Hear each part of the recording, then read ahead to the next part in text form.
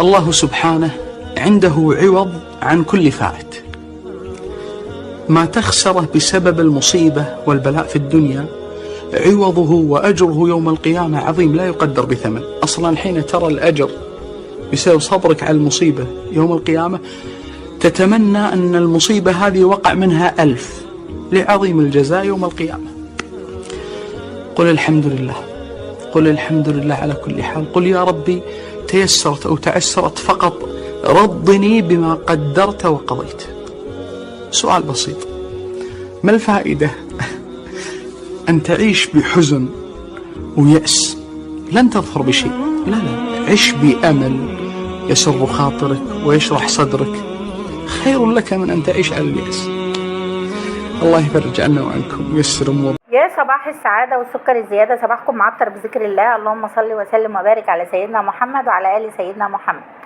صباح الهنا، صباح الجمال. طبعا خلاص بقى بدأ العد التنازلي زي ما انتم عارفين. انا بقول لكم انا هنقل ان شاء الله. دعواتكم بقى معايا. طبعا كنت بشيل اول حاجة النيش بفضيه وكده، فانا طبعا خلصت وقلت اخش جري على المطبخ. كان عندي ازازة لبن او حليب، قلت اعمل بقى حاجه حلوه كده لاولادي، ابدع النهارده على ما ان الجو حر فالواحد مش طايق اساسا يقف في المطبخ.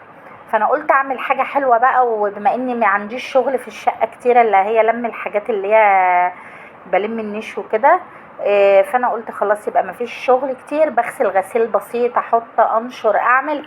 بس هنا برضو مش هيمنع ان انا ما اعملش حاجه حلوه لاولادي. انا هنا اولادي ساعه ما بيلاقوني داخله المطبخ يعني انا بتسحب منهم، بيبقوا داخلين مستنيين ان انا اعمل لهم حاجه حلوه. فكانت طبعا ازازه اللبن دي عندي بقى لها فتره، فانا قلت بما اني بقى خلاص بفضي الدنيا، مش يعني عايزه التلاجة تكون فاضيه وكده، طلعتها وجبت هنا كوبايه رز. هي ازازه يعني حليب او لبن 2 كيلو، عليهم كوبايه رز. غسلتها غسله كويسه وسلقتها نص سلق، يعني خدت غلوه كده يعني على نص كوبايه ميه، مش سليق قوي عشان انا عايزاها تشرب من اللبن برضو. يعني ما تسلقيش الرز قوي عشان ما يستويش معاكي بسرعه، وفي نفس الوقت ما تحسيش بطعمه في قلب اللبن. طبعا هنا اما غلى بقى وبدا يدخل في السوى بعدها بنص ساعه مع الحليب، جبت هنا طبعا حطيت السكر عشان الرزايه كده تبقى طعمها مسكر، ما تحسيش ان انت كل حاجه منفصله عن بعضها. وعلى نار هاديه بقى وسيبيه لغايه ما دخل في السوى واستوى خالص. نزلت هنا بمعلقتين دقيق، الخلطه السحريه بقى الدقيق ده، وسبته مع نفسه. ودخلت هنا على الغدا بقى، قلت يعني على ما الرز بلبن الدقيق يستوي كده وفيه اقوم عامله الحواوشي. طبعا كنت هنا عامله خلطه الحواوشي. جبت بصلتين حلوين مبشورين، دي لحمه مفرومه وعليها طبعا معروف الدهن. هنا طبعا جبت بصلتين حلوين ضربتهم في الكبه ناعمين خالص ونزلت عليهم بيهم، وفلفل اسود وكزبره ناشفه وبهارات وملح، وابتدي اعجنيها ببعضها كده لما تندمج المكونات مع بعضها. وكنت سايباها ساعه في قلب التلاجة. اما طلعتها بدات اقلبها برضو تاني، وعملتها في العيش اللي انتوا شايفينه ده سندوتشات. بما اني بنقل فانا طبعا مش مهملش بقى اكل بيتي وولادي والحاجات الحلوه وكده، انا قلت امتعهم بقى قبل ما نمشي.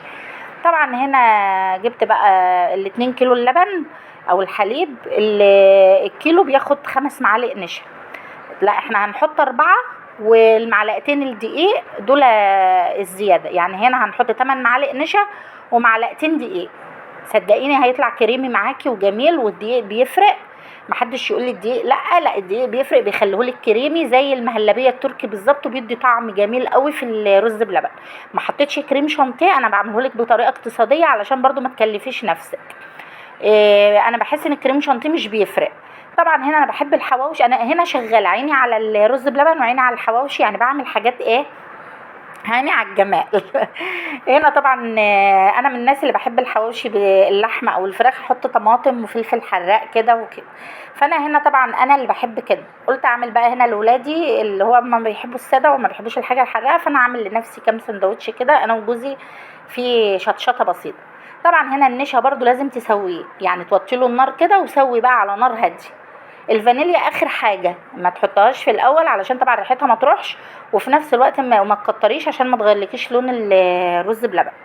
طبعا هنا يا دوبك حطيت الفانيليا خلاص بقى، بدات هنا خدت تقليبتين وابتدي صبي بقى، والله جميل وصدقيني معلقتين الدقيق بيفرقهم وبيدوا طعم جميل.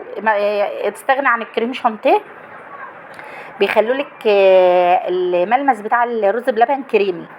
طبعا هنا بقى بدات خلاص حطيته، هتبتدي بقى حطي مكسرات، حطي اللي انت عايزاه ساده حطيه براحتك بقى.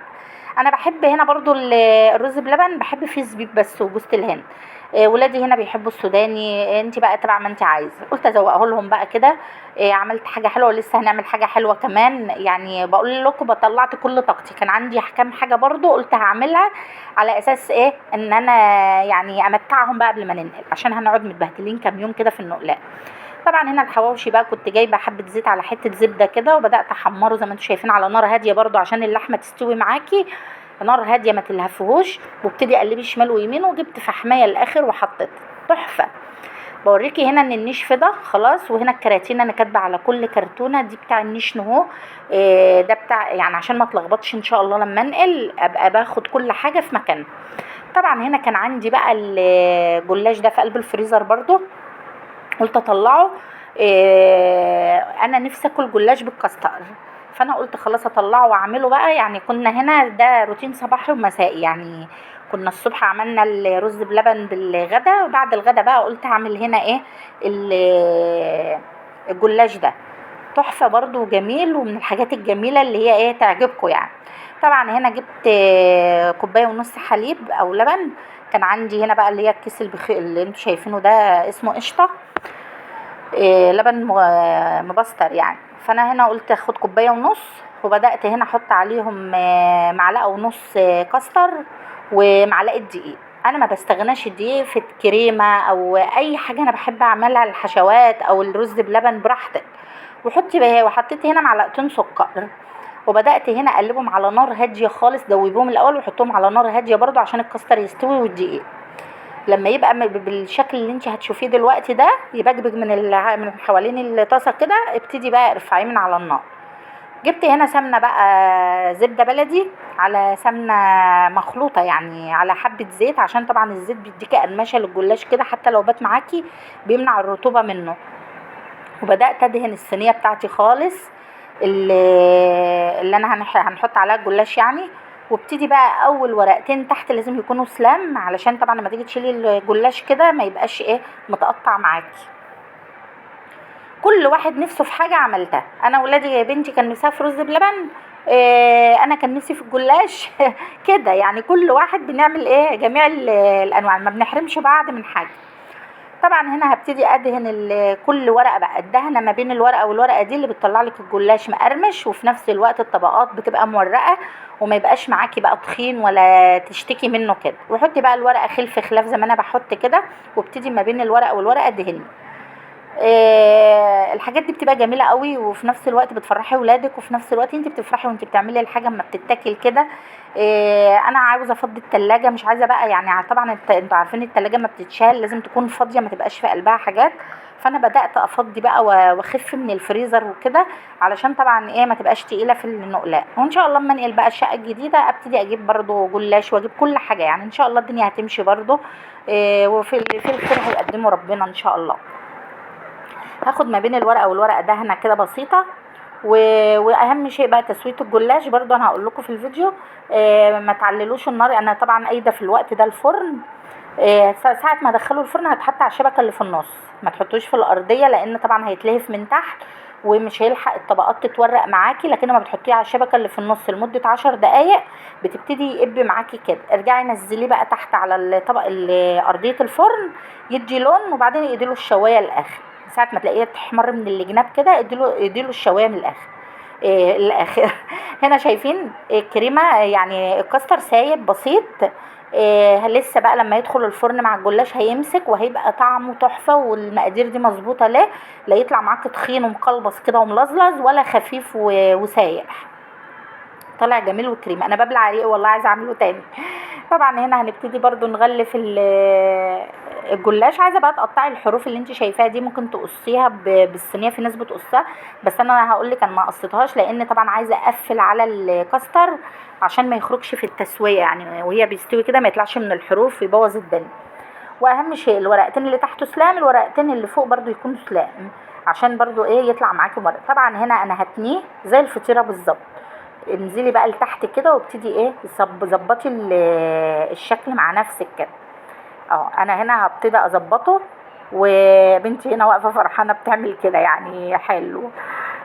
طبعا والله العظيم لما بتبقي واقفه كده بتعملي وولادك حوالينك فرحانين ده شيء بيفرحك اساسا. فانا عاوزاكي تنزلي بقى دلوقتي تحطي لي اللايك وتخشي على طول على المطبخ بتاعك، شوفي ايه اللي في الفريزر عندك. عندك ورق جلاش طلعي اعمليها، عندك ازازه حليب او لبن اعملي رز بلبن، اعملي حاجه حلوه، املي تلاجتك كده واملي بيتك، وحاجات بتبقى باقل التكاليف وفي نفس الوقت بنملى بيتنا خير. انا من الناس اللي بحب المعجنات، بحب الحاجات دي في قلب البيت بصراحه، وبزعل قوي لو خلصت. يعني لازم اكون في السوبر ماركت كده اجيب ورقتين جلاش ارميهم في الفريزر، فلوس فايضه كده اجيب فانيليا، اجيب بيكنج باودر، اجيب اي حاجه، المهم يبقى بصوا ما بيبقاش فلوس، انا لازم اجيب فيها حاجه هتنفعني بعد كده. يعني يتبقى لك 5 جنيه قولي له هات ظرف فانيليا، ظرفين، هات باكت بيكنج باودر كده، يعني ما تاخديش ال5 جنيه، لا هاتي بيها حاجات برضو هتنفعك بعد كده في قلب الشقه. طبعا هنا بقى في التقسيمات انا ما بعرفش، فانا هنا كنت عايزه اعملها شبيهه للبقلاوه اللي هي بنعجنها يعني. فانا قلت خلاص هبتدي احط الكوبايه كده وابتدي اقطع عشان يطلع المثلث ايه صغنن كده، ما يطلعش زي البيتزا وطويله، زي ما انت عايزه بقى اعملها مربعات، اعملها مكعبات زي ما انت عايزه. واهم واهم شيء التشريبه اللي انا عملتها اللي انت شفتها، السمنه الاخر كبتها كده على الصينيه. طبعا خلي بالك ان السمنه والحاجات دي بتورق الجلاش، وكترها بتخليها طعمها حلو زي بتاعت بره بالظبط. وهنا طبعا هبتدي بقى اقطع الايه الحته بتاع الكوبايه دي، عاملاها حته مدوره كده او مكعبه، وهدخلها بقى الفرن وهتشوفي شكلها دلوقتي تحفه وجميله. وكان عندي اساسا كان في فيديو كده انا كنت عامله فيه حلويات برضو، وكان فايض عندي شربات، فبدات طبعا هنا طلعت بقى بالجمال اللي انتوا شايفينه ده. طبعا كان عندي هنا الشربات، بدات هنا ايه اسئيل، انا مش عايزه شربات كتير، عايزاه عشان يبقى مقرمش معايا. وطلع والله انا كنت خايفه من حبه الشربات دول، قلت مش هيكفوا، بس الحمد لله كفهم وطلع مقرمش والسكر فيه مظبوط وتحفه. ابتدي بقى امشي على اللي انت قطعتيه، يعني قبل التسويه انا قطعته طبعا عشان ما يتكسرش منك، وبعد التسويه ابتدي بقى سلتي على اللي انت ايه عملتيه. وحطيت هنا جوز هند بقى، عندك سوداني، عندك فستق كداب براحتك بقى، انا ما كانش عندي الا جوز هند، قلت خلاص ايه اعمل بس شكل كده، وبعدين بيدي ريحه حلوه برده في الجلاش وطعمه جميل. هنا بقى ولادي ما كانوا مستعجلين وعايزين ياكلوه وهو سخن، انا ما بحبش الحاجه يعني ما شاء الله عليهم، هم ما بيحبوش الحاجه تبرد يعني هم بيبقوا واقفين جنبي كده عايزين الرز بلبن سخن، عايزين كل حاجه سخنه. فانا هنا كنت قلت لهم هاتوا وروني كده، وكنت بوري لهم انه مقرمش.